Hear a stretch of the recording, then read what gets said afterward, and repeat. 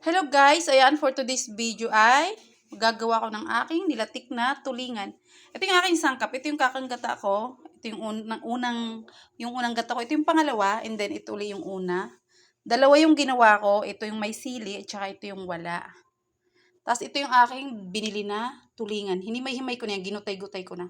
Tapos ito naman yung aking sili at sibuyas. Napansin nyo guys, wala akong bawang. Kasi andito yung bawang.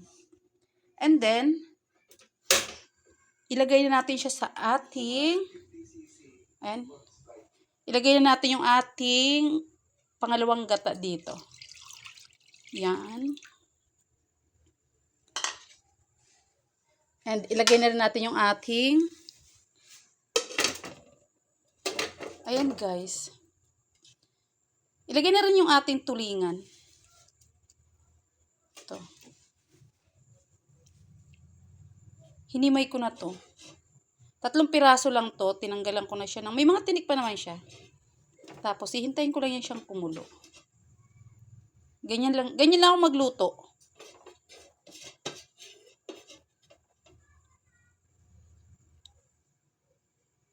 Ayan. And then, ilalagay natin tong ating sibuyas at saka sili. Ayan.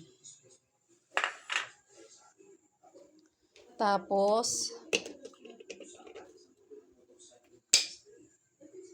timplahan natin siya ng betchin. Uy, ang dami na.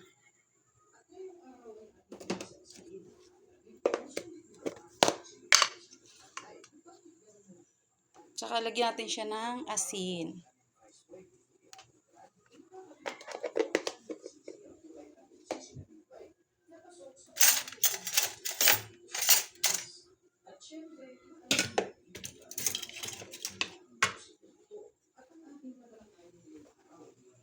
Ayan, imekos-mekos muna natin.